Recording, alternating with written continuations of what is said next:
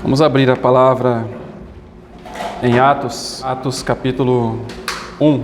Vamos ler o verso 9. Quando dizia isto, vendo eles, foi elevado às alturas, e uma nuvem o recebeu, ocultando-o a seus olhos. E estando com os olhos fitos no céu, enquanto ele subia, eis que junto deles se puseram dois homens vestidos de branco, os quais lhes disseram: Homens galileus, por que estáis olhando para o céu? Esse Jesus que dentre vós foi recebido em cima no céu, há de vir assim como para o céu vieste ir. Esse Jesus que dentre vós foi recebido em cima no céu, há de vir assim como para o céu o viste ir. Vamos agora a 1 Tessalonicenses, capítulo 5. Mas vós, irmãos, já não estáis em trevas, para que aquele dia vos surpreenda como um ladrão. Porque todos vós sois filhos da luz e filhos do dia. Nós não somos da noite nem das trevas. Não durmamos, pois, como os demais, mas vigiemos e sejamos sóbrios. Porque os que dormem, dormem de noite, e os que se embebedam ou se embriagam, embriagam-se de noite. Mas nós, que somos do dia, sejamos sóbrios, vestindo-nos da couraça da fé e do amor, tendo por capacete a esperança da salvação. Porque Deus não nos destinou para a ira, mas para a aquisição da salvação, por nosso Senhor Jesus Cristo, que morreu por nós, para que quer vigiemos, quer durmamos, vivamos em união com Ele. Por isso, exortai-vos uns aos outros e edificai-vos uns aos outros, como também o fazeis. Senhor, no nome de Jesus, queremos nesse momento, mais uma vez, colocar Tua palavra lida diante do Senhor. Que o Teu Espírito Santo possa tomá-la e revelar aos nossos corações. Porque a Tua palavra é luz, Tua palavra é lâmpada, Tua palavra é alimento para nós. E nós queremos nessa noite sermos ajudados pelo Teu Espírito Santo, para que realmente possamos sair daqui encorajados, exortados, ademoestados, mas sobretudo com a esperança de que ouvimos a Tua voz. Absoluta certeza disso no nosso coração nós temos, Senhor. Obrigado, Senhor, mais uma vez. Amém. Amém, irmãos. Então, pela manhã nós lemos esse segundo texto que lemos aqui de Tessalonicenses, cujo foco da carta aos Tessalonicenses, os 5 capítulos, vão citar em cada capítulo acerca da vinda do nosso Senhor Jesus, a sua vinda e como se dará a sua vinda. O que nós vemos aqui então, nesses 3 versículos de Atos, é que da mesma forma que o Senhor Jesus subiu aos céus, Ele voltará também agora. É o que Ele disse aqui: vocês estão olhando para o céu. Esse Jesus que dentre vós foi recebido em cima no céu, há de vir assim como para o céu também subiu. Então já temos uma pergunta aqui, novamente, irmãos. O que nós estamos esperando aqui? Qual é a expectativa do nosso coração? Qual o motivo do Senhor ter nos colocado, nos ter salvo e nos colocado na vida da igreja? Será que era para participarmos de uma denominação? Será que era para participarmos de um clube, participarmos de algo, de uma bandeira? Não. O Senhor nos chamou para Ele. O Senhor nos chamou para que pudéssemos ser cooperadores com Ele. O Senhor nos chamou para sermos um com Ele e sermos uns com os outros. O Senhor não nos chamou para ficarmos apenas, sermos participantes de um grupo, mas Ele nos chamou para sermos participantes da sua glória e participantes da sua igreja, porque é pela igreja que a multiforme sabedoria de Deus será conhecida. Então não é pelos intelectuais, não é por nenhum homem, mas é pela igreja que a multiforme, a multifaceta, várias formas da sabedoria de Deus será conhecida agora, os principados e potestades nas regiões celestiais. Então é sobre esta verdade que nós estamos assentados. Nós estamos assentados sobre uma rocha fundamental, sobre uma rocha que realmente não tem como demover, porque esta rocha é o Senhor Jesus, o fundamento é Cristo, e nós estamos assentados sobre esse fundamento. Não é como uma areia movediça, que hoje está assim e amanhã está de outro jeito. Não, a nossa fé tem um fundamento, o fundamento da nossa fé é o Senhor Jesus. Então, nesse fundamento da fé, é que nós aguardamos a bendita volta do nosso Senhor. E pela manhã nós então, dentro desse aspecto da volta do Senhor, nós falamos daquele servo de Mateus 24, que o Senhor assim, quem é pois o servo fiel e prudente? Porque o Senhor nos salvou. Pela graça sois salvos, isso não vem de vós, é dom de Deus. A salvação é pela graça. Não é por obras, para que ninguém possa se gloriar sobre isso. É pela graça. Deus quis um dia olhar para nós e nos salvar e nos colocar nessa posição de salvos. Mas e agora nessa posição de salvos? O que nós devemos então fazer? Agora nós devemos responder a essa posição que nós estamos. A posição de servo, a posição de mordomos. O que é mordomos? Há uma responsabilidade sobre nós. Há uma responsabilidade sobre nós. E o que é servos? O que é ser escravo? Quer dizer que todo o nosso tempo, todo o nosso pensar, todo o nosso desejo, tudo aquilo que somos, está nas mãos ou deveria estar na vontade do nosso Senhor, do nosso Salvador. Então isso é ser escravo. Nós somos agora escravos por amor de Cristo. Nós somos prisioneiros de Cristo. Nós não mais vivemos de qualquer maneira. Se vivemos de qualquer maneira, possa ser que isso demonstre que ainda nós estamos aquém da salvação que o Senhor colocou sobre nós. Então nós falamos sobre esse servo. E nós falamos que esse servo, ele comparecerá, conforme 2 Coríntios 5,10, vai falar que porque todos nós devemos. E aqui não é opção. A palavra devemos aqui é sim algo que vai acontecer. Então nós devemos comparecer perante ou ante o tribunal de Cristo, não o trono do juízo, não, é o tribunal de Cristo, para que cada um receba o bem ou o mal que tiver feito por meio do corpo. Sabe por quê, irmãos? Porque 1 Coríntios 3 vai dizer assim, o que planta e o que rega são um, mas cada um receberá o seu galardão pelo trabalho. Então há um trabalho sim a ser feito, há algo sim a nós estarmos diante do Senhor, porque cada um vai receber por aquilo que o Senhor colocou como responsabilidade. E nós demos vários exemplos de responsabilidade. Irmãos, até mesmo o nosso tempo, depois que nós formos salvos pelo Senhor, nós vamos prestar conta para o Senhor. A nossa vida muitas vezes corrida, nossa vida muitas vezes vivendo de qualquer maneira, todo o tempo das nossas vidas nós vamos prestar contas ao Senhor. Porque nós vamos estar diante do Senhor e o Senhor vai nos fazer essa pergunta: o que você fez com o seu tempo? O que você fez enquanto você esteve aqui? Qual foi realmente o desejo do seu coração? Porque o tribunal de Cristo vai nos revelar as nossas vidas do serviço que nós temos prestado a Cristo. Irmãos, todos nós que fomos salvos pelo Senhor. Aí a questão aqui é de salvação. O que é salvação? Salvação é você crer. Se você crer no Senhor Jesus, você será salvo. Não é uma questão de posição. Salvação, novamente, é pela graça. Maravilhosa graça.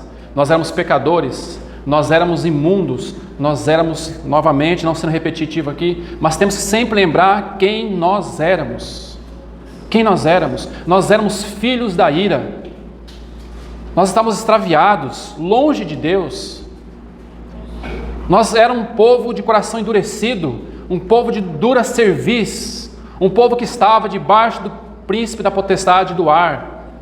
Nós éramos na mesma condição do povo do Egito. Havia sim um príncipe dominando sobre nós, o príncipe deste mundo. Mas o que aconteceu conosco? A graça de Deus veio sobre nós. A bendita graça de Deus, maravilhosa graça de Deus veio sobre nós. E agora, onde nós estamos? Em Cristo, assentado nas regiões celestiais. Agora essa é a nossa posição. Mas nós estamos andando de acordo com essa posição agora? O nosso coração tem sido um coração tratável pelo Senhor? O Senhor tem conseguido andar dentro dos nossos corações? Nós temos nos dobrado ao Senhor? A cruz tem operado na nossa vida? Ou não? Porque nós vamos prestar conta, irmãos. Porque o tribunal de Cristo, ele vai determinar se entraremos ou não no reino e qual a nossa posição. Eu estou falando de reino. Eu não estou falando de Nova Jerusalém. Somos filhos. Isso é um fato absoluto da palavra de Deus. Somos filhos. E quando ele se manifestar, nós veremos como somos nele. Mas isso é uma questão. A outra questão agora é que nós somos servos. E servo envolve serviço. Servo envolve responsabilidade. Então nós temos uma responsabilidade diante do Senhor. O Senhor nos chamou como homens e mulheres responsáveis diante dele, em vários aspectos.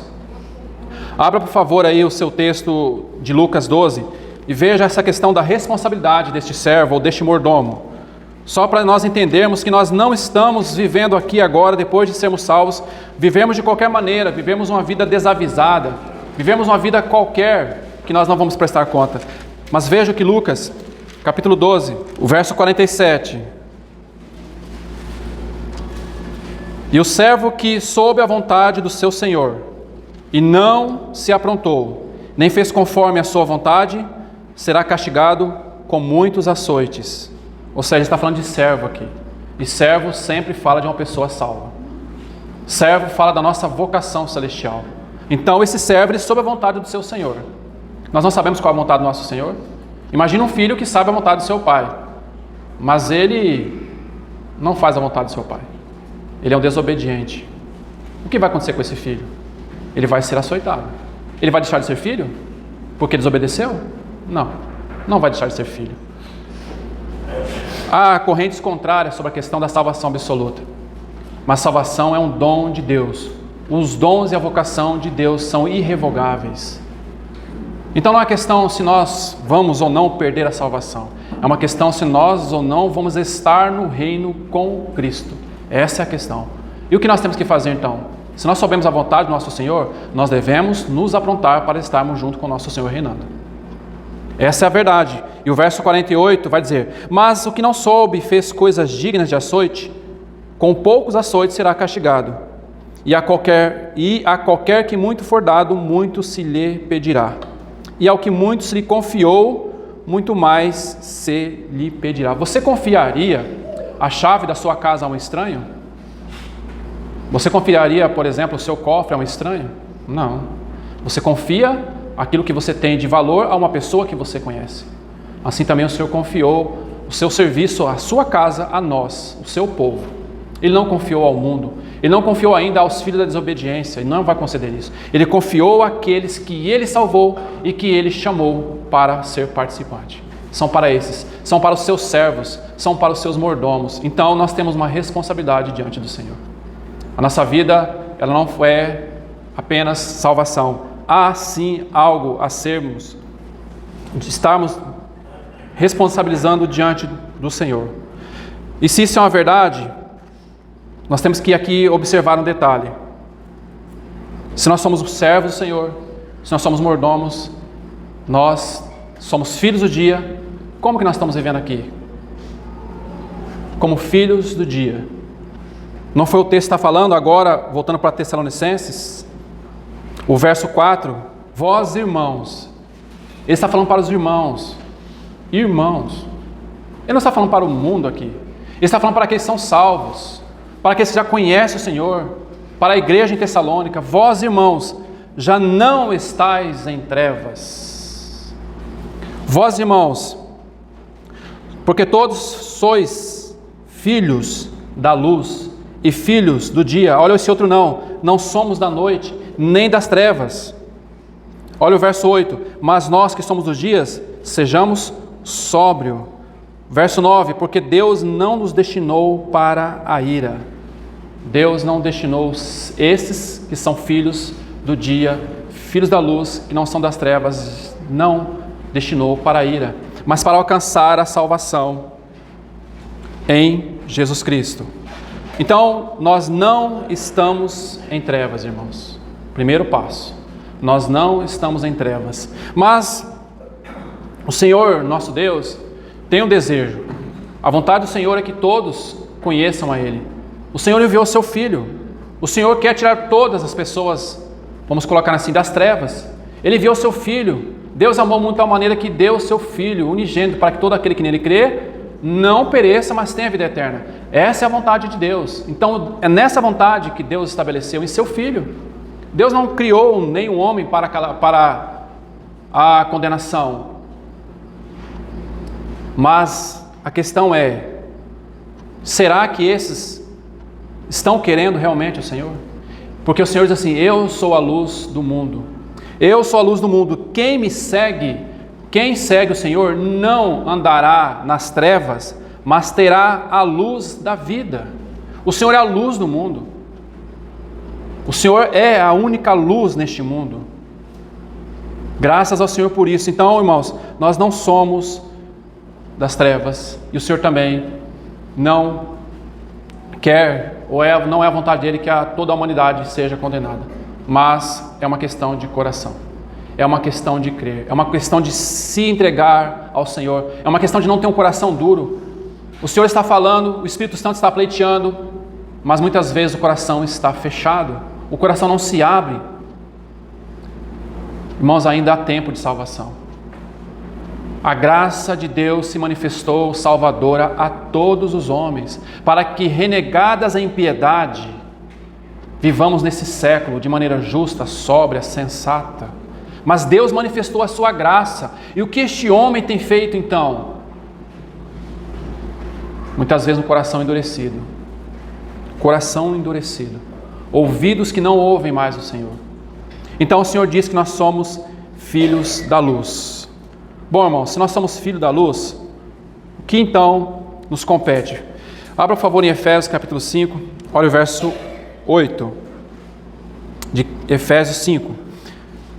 Porque se nós somos filhos da luz, agora o verso 8 vai nos dizer: porque noutro tempo éreis trevas, mas agora sois luz no Senhor. Qual o próximo passo? Se nós somos luz no Senhor, nós devemos andar como filhos da luz. Como nós estamos andando então? Se nós somos filhos da luz, se nós somos filhos do dia, como nós estamos andando aqui, irmãos? Porque talvez uma das grandes tragédias do cristianismo moderno é que essa questão da ira de Deus então não existe. Essa questão de condenação não existe. Mas isso não é verdade. O dia do Senhor será um dia de condenação. Deus vai julgar este mundo. Deus vai trazer à lume todas as coisas. Mas esse dia não é para nós. Para nós é o dia de Cristo. Para nós é esse grande dia em que nós encontraremos com o nosso Senhor nos ares. Você tem essa convicção no seu coração de que você vai se encontrar com o Senhor Jesus nos ares? Você tem essa certeza no seu coração? Ou você acha que a Bíblia é filosofia? Não, a Bíblia não é filosofia. A Bíblia é a palavra de Deus, inerrante. A Bíblia é a palavra de Deus. E tudo que está aqui na Bíblia, 66 livros, há de ser sim concretizada na manifestação do Senhor Jesus. Claro que muitas coisas estão acontecendo.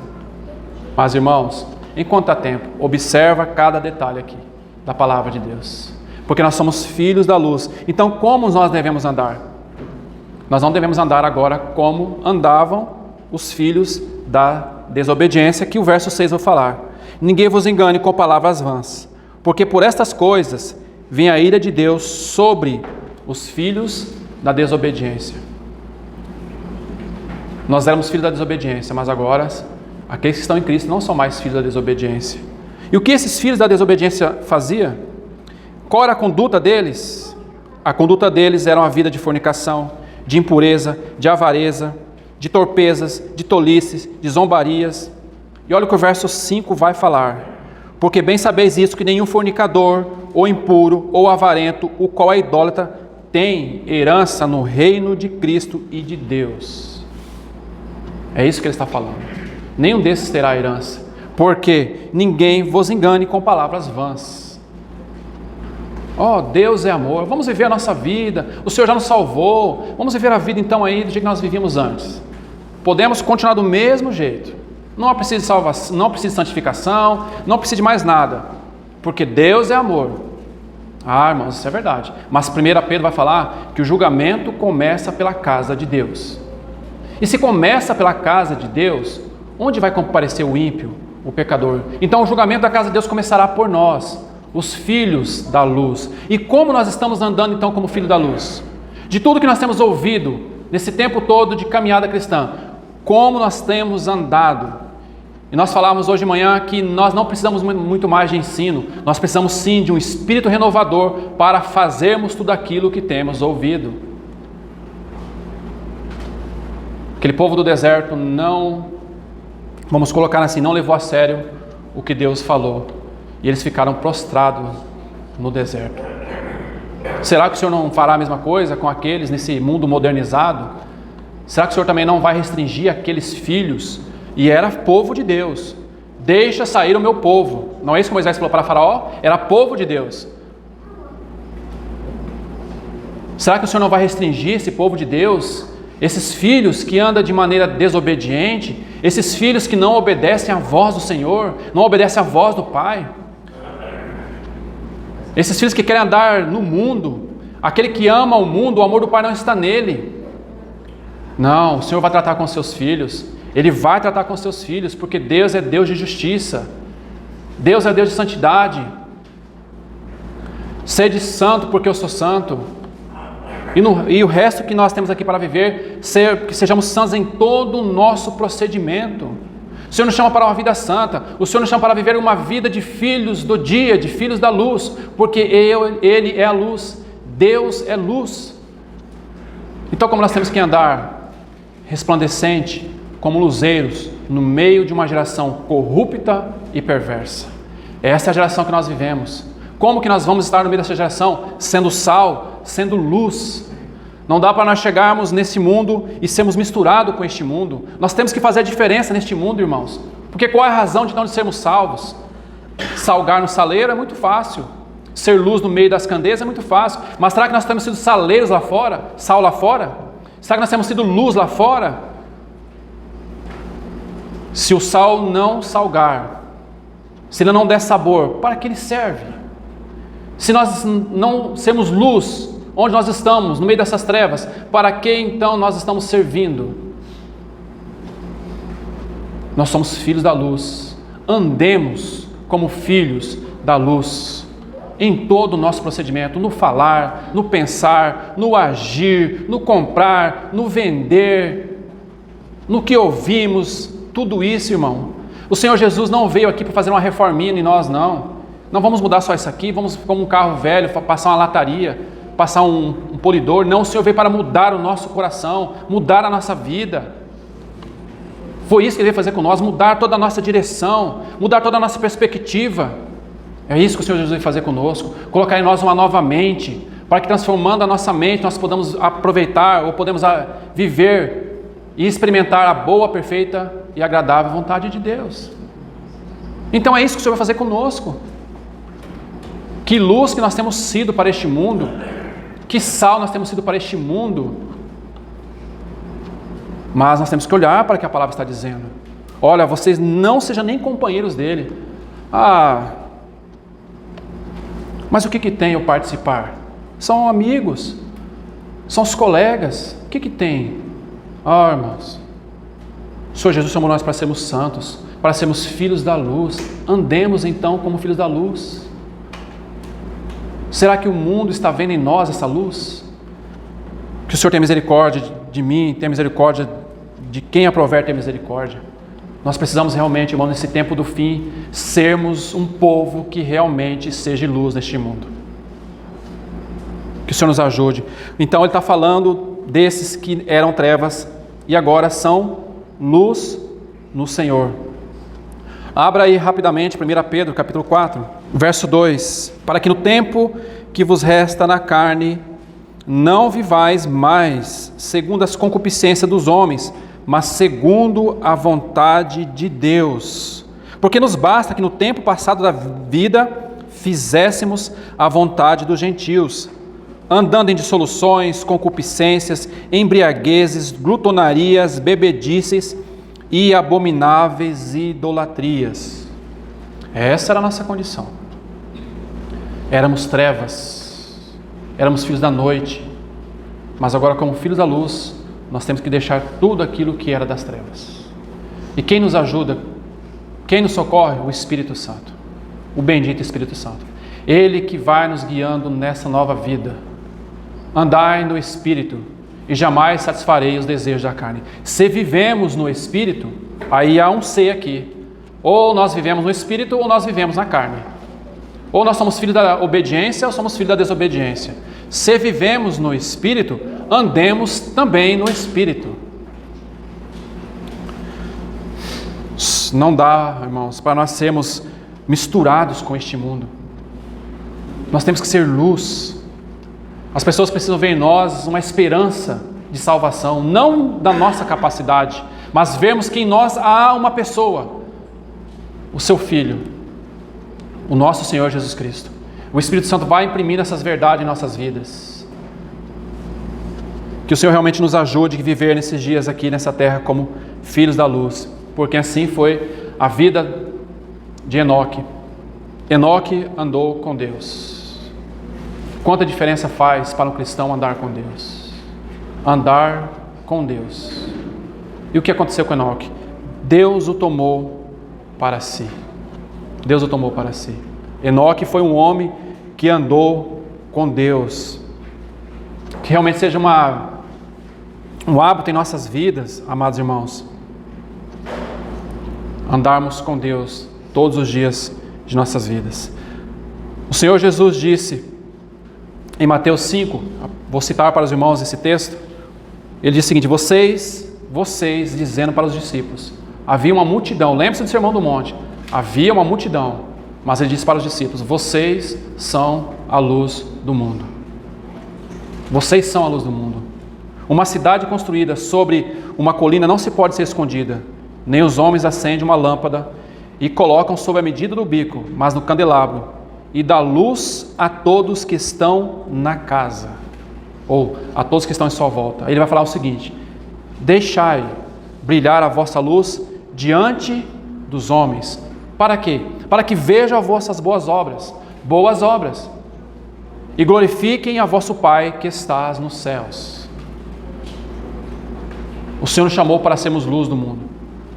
O Senhor nos chamou para que a nossa luz, que a própria luz do Senhor, brilhe diante dos homens. E ao ver as boas obras, essas boas obras que o Senhor nos capacita, possam glorificar a Deus. Não glorificar a nós mesmos, mas glorificar a Deus, porque tudo é por Ele, tudo é para Ele. E são essas boas obras que nós vamos ter que prestar conta diante do Senhor. Essas boas obras que o Senhor nos colocou diante de nós.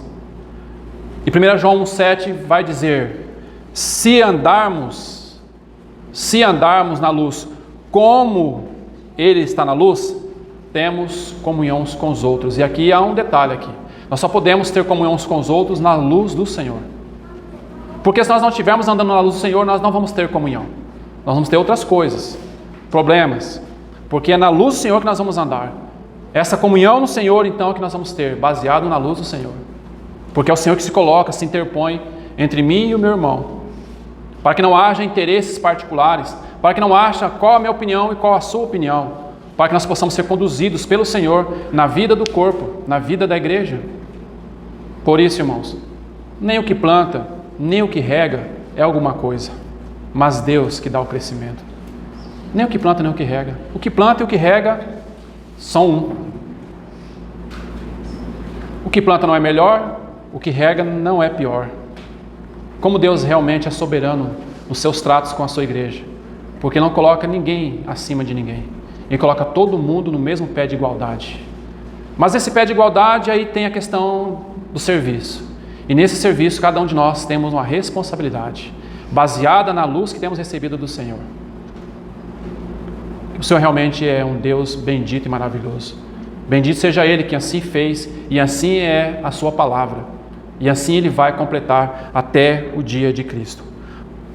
Sobre tudo isso, irmãos, o que nós então, como filhos da luz que nós somos, o que nós devemos fazer então? Sermos fiéis e vigilantes. Sermos fiéis e vigilantes. Porque o texto vai nos dizer agora, verso 6, de 1 Tessalonicenses capítulo 5. Assim, pois, não durmamos como os demais. Pelo contrário, vigiemos, sejamos sóbrios. Aqui não é, o sentido aqui desse durmamos não é o sono literal, não. A palavra tem a conotação de sono literal, mas a aplicação aqui se fala do sono daquele que está adormecido espiritualmente. por que está adormecido espiritualmente? Porque ele não foi prestando atenção na sua conduta, ele não foi vivendo a luz que ele já tinha recebido. Então, isso foi tomando seu coração, principalmente o mundo, sobretudo o mundo, o amor ao mundo, os prazeres do mundo. Por isso que há necessidade, irmãos, se nós observarmos como nós temos conduzido nossa vida neste mundo, para que as coisas deste mundo não sobrecarreguem os nossos corações. O Senhor disse isso em Lucas: olhar por vós mesmos, para que as coisas deste mundo, as preocupações deste mundo não sobrecarreguem os vossos corações. E isso pode acontecer, e quando isso acontece, o cristão vai ficando adormecido. Ele não vai percebendo que há sim um chamamento, que ele foi chamado para ser luz.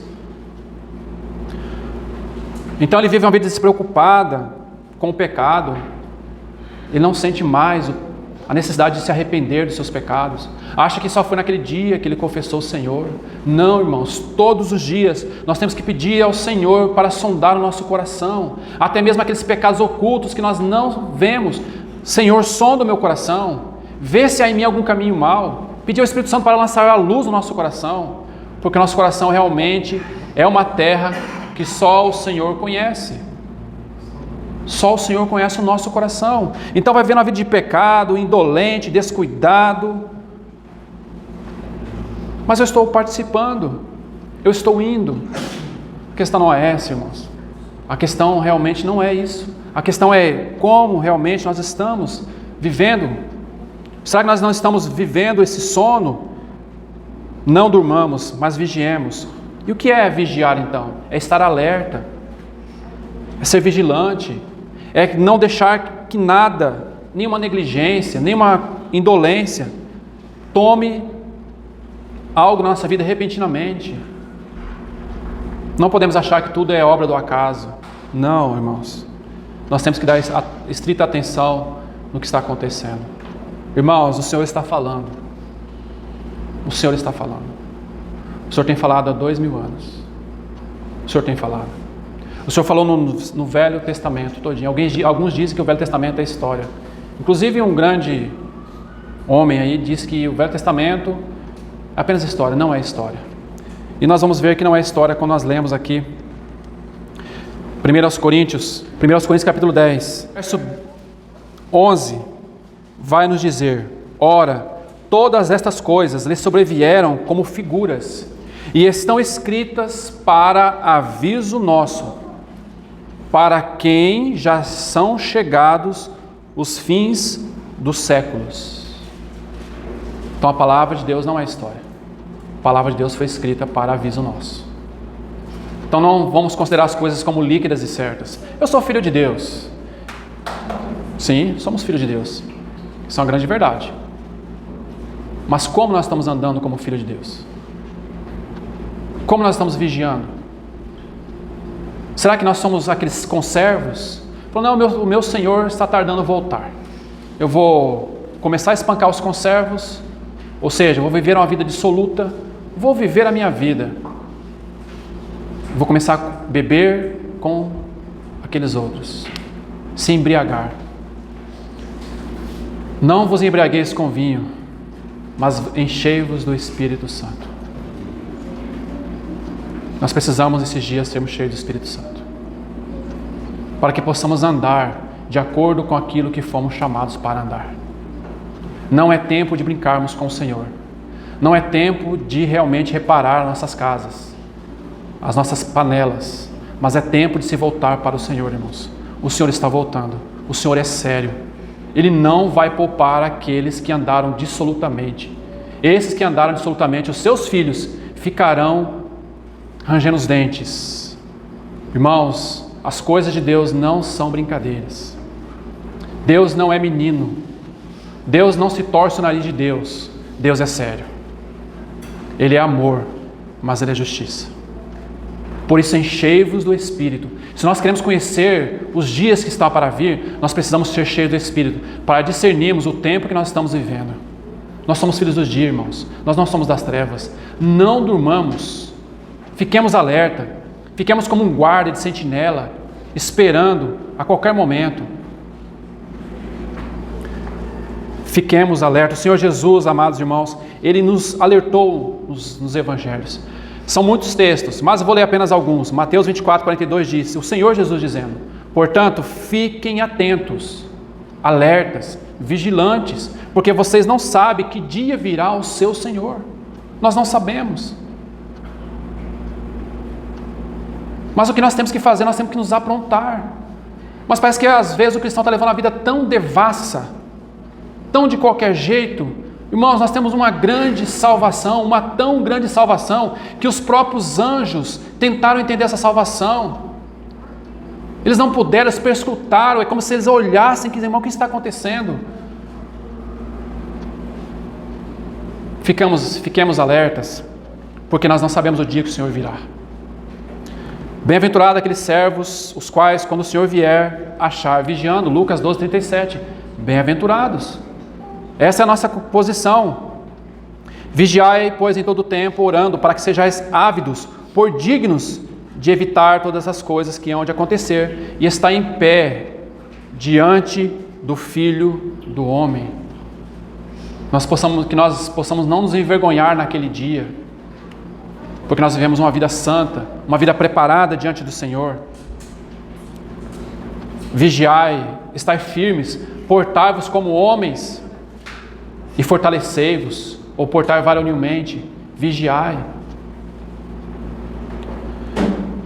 Vigiai a vós mesmos para que não pecais o que realizamos, mas para que recebeis a plena recompensa. O Senhor Jesus tem muitos outros textos, mas há um texto que nós vamos ler, dois textos, na verdade Apocalipse agora, 3, verso 3. Lembra-te, pois, olha o que está dizendo para nós, lembra-te, pois, do que tens recebido e ouvido e guarda.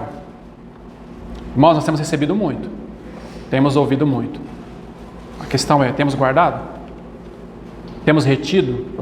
Temos andado diante daquilo que temos recebido, ouvido? Ou temos considerado que tudo que temos ouvido,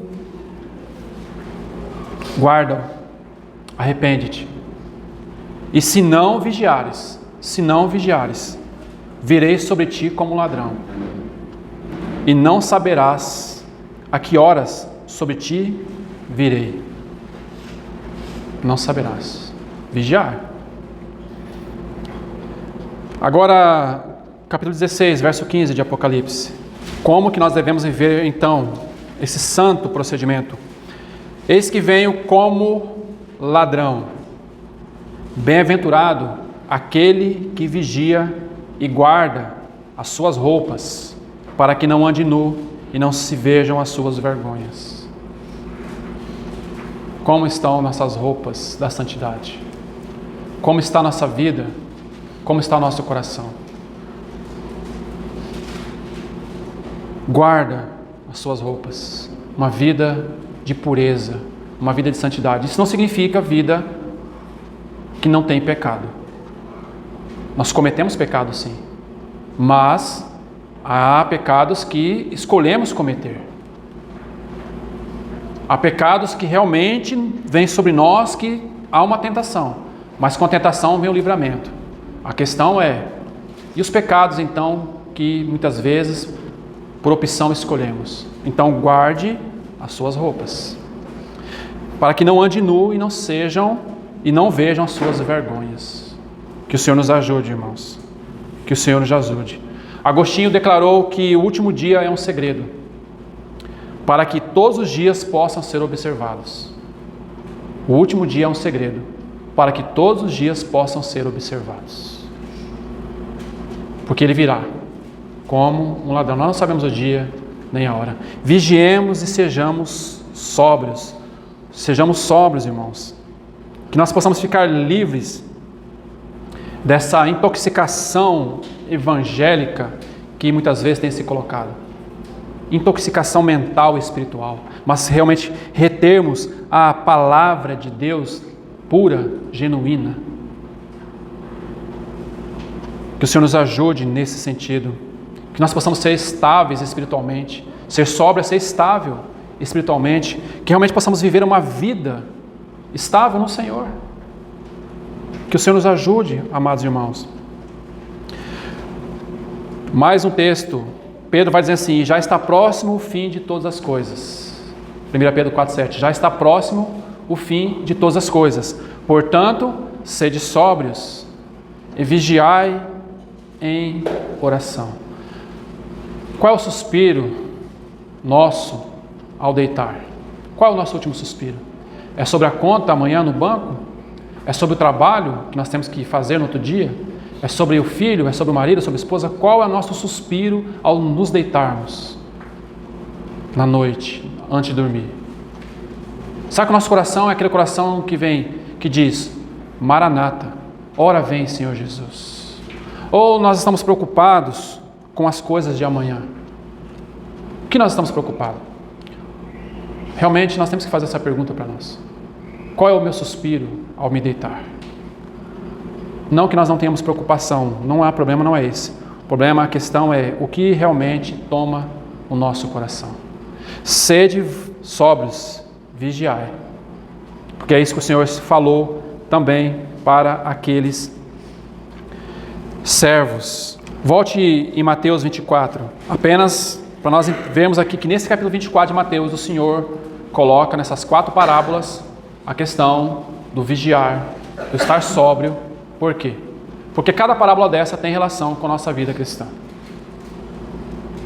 O verso 42, vigiai, do capítulo 24, verso 42, vigiai, pois porque não sabeis a que hora há de vir o vosso Senhor. Mas considerai isso: se o pai de família soubesse a que vigília da noite havia de vir, o ladrão vigiaria e não deixaria minar a sua casa. Olha o verso 50. Virá o Senhor daquele servo num dia em que não espera e a hora em que ele não sabe. Agora o capítulo 25, verso 13. Vigiai, pois, porque não sabeis o dia nem a hora em que o Filho do Homem há de vir. E o verso 19 desse capítulo 25. E muito tempo depois veio o Senhor daqueles servos e fez contas com ele. O Senhor está nos chamando a atenção para essa questão do vigiar e de estarmos alertas. Por quê, irmãos? Porque aí, e aqui realmente nós vamos caminhando para o final, ele vai dizer que nós que somos os dias, sejamos sóbrios, vestindo a couraça da fé e do amor, tendo por capacete a esperança da salvação. Porque Deus não destinou para a ira, mas para a aquisição da salvação por nosso Senhor Jesus Cristo, que morreu por nós, para que vigiemos, para que quer vigiemos, quer durmamos, ou seja, aqui durmamos é o sentido literal de dormir mesmo, quer vigiemos ou estejamos acordados, vivamos em união com Ele. É isso que o Senhor nos chama aqui, para que estejamos acordados ou dormindo, no sentido aqui agora literal, nós realmente possamos viver em união com Cristo. Vivamos em união juntamente com Ele, em uma comunhão íntima. Agora, por que isso, irmãos? 2 Tessalonicenses, capítulo 1, verso 10. Quando vier, para que nós vivamos em união com Ele, mas olha o que o verso 10 vai dizer.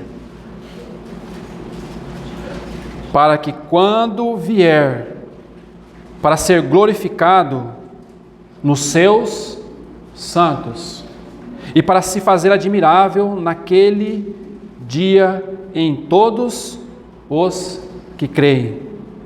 Em todos os que creem. Por isso também nos rogamos sempre por vós, para que o nosso Deus vos faça dignos da sua vocação e cumpra todo o desejo da sua bondade e a obra de fé com poder, para que o nome de nosso Senhor Jesus Cristo seja em vós glorificado e vós nele, e segundo a graça de nosso Deus e do nosso Senhor Jesus Cristo, quando Ele vier para ser glorificado nos seus santos, para ser fazer admirável naquele dia. Quão grande será aquele dia?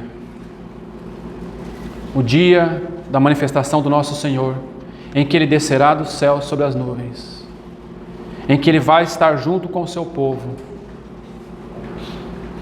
e vai ser glorificado nos seus santos para se fazer admirável. Será que nós temos pensado neste assunto aqui? Que o Senhor vai se fazer admirável em nós? Que podemos dizer assim, que vão olhar para os filhos, vão contemplar a igreja e vão ficar admirados. Vamos colocar assim, vão ficar de boca aberta. E por que então, irmãos, que nós muitas vezes vivemos uma vida totalmente aquém? Olha para o que o Senhor nos chamou.